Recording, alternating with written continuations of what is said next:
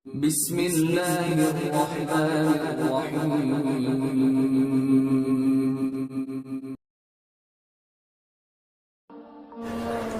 Orang berpikir heran, apa yang mereka kejar ke Palestina?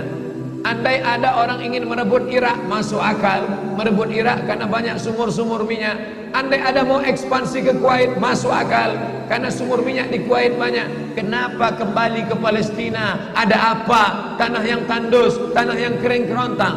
Mereka ingin membuat sebuah negara dengan keyakinan akan turun Mesias, sang juru selamat yang dijanjikan oleh Tuhan, dengan syarat orang-orang Yahudi mesti kembali ke negeri yang dijanjikan Tuhan.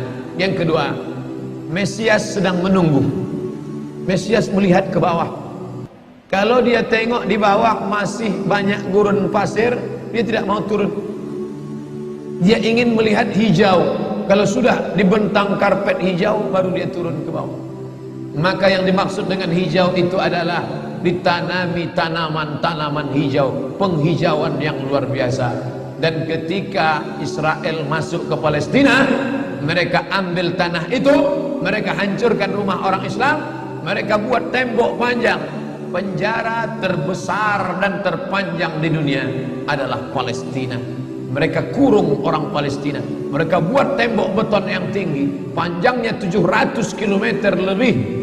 Dari Pekanbaru kita lihat, Anda menuju Medan Sumatera Utara 600 km. Mereka membuat tembok tinggi 700 km. Bayangkan, umat Islam terisolir dan mereka tanami hijau-hijau.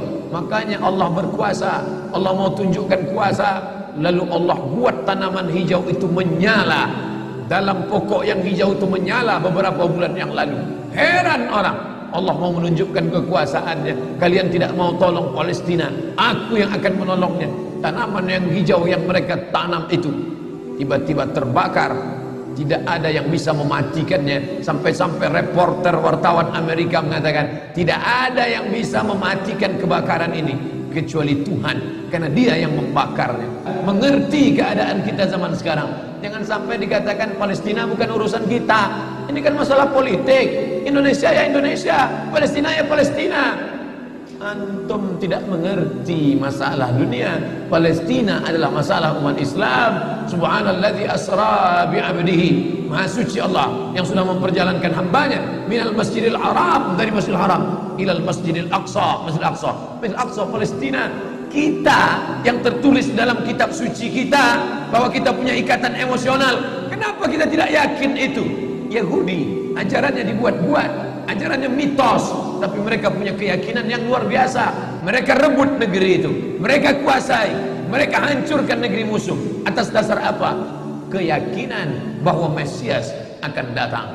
Yang kelima, apa yang mereka lakukan untuk Palestina? Mereka meyakini ada Temple of King Solomon, tempel kuil King Solomon, Raja Sulaiman. Datang pula orang Indonesia latah, dikatakannya Sulaiman ini kerajaannya bukan di Palestina, di Yogyakarta, Sleman. Kata dia, King Solomon itu punya tempel kuil, dan Temple of King Solomon letaknya pas di bawah Al-Masjidil Aqsa. Apa maknanya? Mereka mengeruk setiap hari bulldozer, traktor, ekskavator, terus mengeruk keliling Masjidil Aqsa. Mereka ingin meruntuhkan Masjidil Aqsa. Tulis Temple of King Solomon, enter, pilih image, tampak gambar replika. Inilah kerajaan Sulaiman yang ada di bawah Masjidil Aqsa. Akan mereka naikkan. Mereka sudah bangunkan rumah kecil replikanya, seperti orang Riau membuat rumah replika, rumah Melayu Kampar, rumah Melayu Siak, rumah Melayu Bengkalis. Di mana rumah itu? Di Purna MTQ. Anak-anak kita kalau mau tahu bagaimana rumah Melayu Kampar, bagaimana rumah Melayu Siak, bagaimana rumah Melayu Pelalawan, pergi ke sana. Sebagiannya ada, sebagian tak ada, entah kemana perginya. Tapi mereka membuatkan itu. Inilah dia replika kerajaan Temple of King Solomon. Artinya apa? mereka ingin menghancurkan Al-Masjidil Aqsa berkeping, sampai akhirnya disitulah nanti kemarahan umat Islam. Entah marah entah tidak, melihat gayanya tak marah.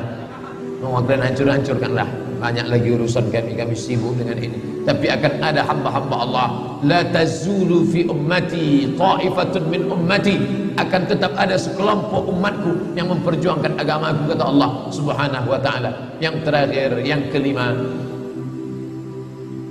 akan turun Mesias. Kapan itu terjadi? Ketika terjadi perang besar. Sebetulnya dalam agama Islam sudah dituliskan yang dimaksud dengan Mesias itu siapa. Kata Imam Al-Hafiz Ibnu Hajar Al-Asqalani dalam Fathul Bari, yang dimaksud dengan yang dinanti-nanti mereka itu adalah Dajjal. Dajjal itulah sesungguhnya yang sedang mereka nanti. 70,000 Yahudi wara'ad Dajjal.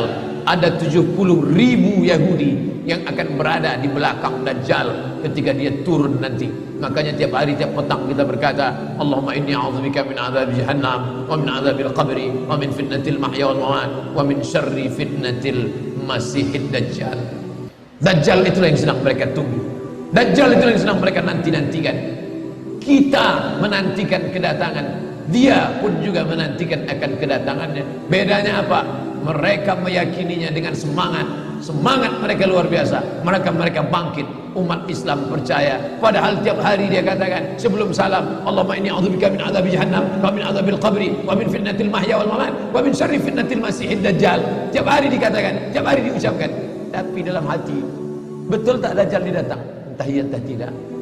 Mereka yakin Dajjal akan datang, tapi mereka katakan itulah pemimpin kami, itulah Tuhan kami, itu adalah jelmaan daripada Tuhan kami, itu yang akan menghancurkan dunia, dia akan menjadi panutan kami.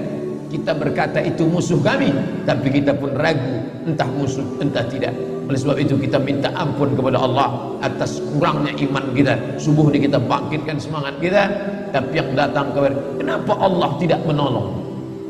Katanya Allah itu maha kuasa. Cukup dia teriakkan saja, malaikatnya satu berteriak, pecah gendang telinga orang Yahudi, mati. Cukup dia tiupkan angin sejuk, terhirup, mati. Kenapa tidak dia matikan saja Yahudi itu? Datang Syekh Muhammad Jibril, Syekh Dr. Muhammad Jibril, Syekh Profesor Dr. Muhammad Jibril, dosen tafsir Al-Azhar.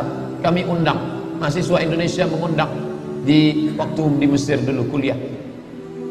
Lalu saya tanya, Assalamualaikum Syekh. Ya, kaum Ad binasa, kaum Samud binasa, kaum Midian binasa, kaum Iram binasa, kaum Fir'aun binasa. Kenapa Allah tidak membinasakan Israel ini? Senyum Syekh Muhammad Jibril.